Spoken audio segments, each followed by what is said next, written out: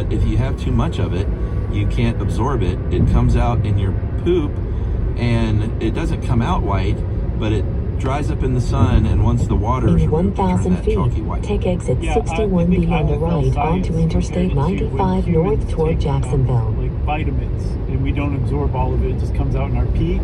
Same thing with calcium in dogs' diets. Like after they have as much as they need, Now they take just exit pass it in 61B their on the food. right. And then also one of the other problems with dog food in the 60s, 70s, and 80s is that the way that the bones were rendered made it even harder to absorb. So a lot of that calcium, they might not have even been getting enough calcium from the food. They just weren't absorbing it. They were passing it. So if the poop wasn't coming out white, which I can attest, I had a dog in the 80s. What was your dog's name? Well, there were a few, but Jingle Bells, JB, was a great one. God, JB was such a good dog.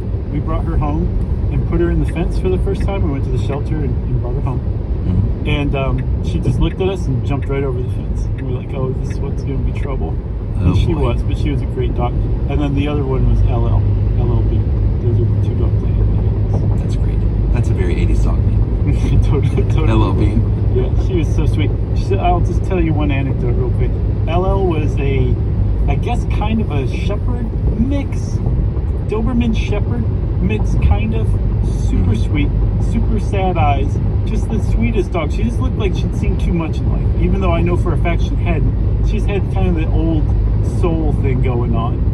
And she was roommates with a dog named Hershey, little schnauzer, and Hershey would fall into the pool every once in a while, and LL, who was a great swimmer, would go in and swim over to Hershey and push her, nudge her toward the steps so they could both get out. I saw it more than once. That's how good a dog LL was. Well, very quickly then, I, as a child, had the big two were Huggy Bear and Bo. Nice.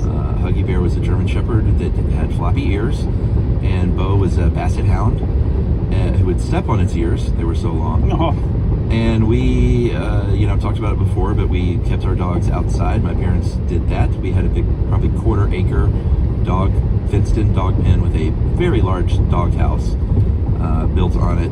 And when Huggy Bear died, Bo died not long after because of a broken heart, we think. And one day my parents came home and found me laying in their doghouse crying. Oh, that's sweet. How old were you?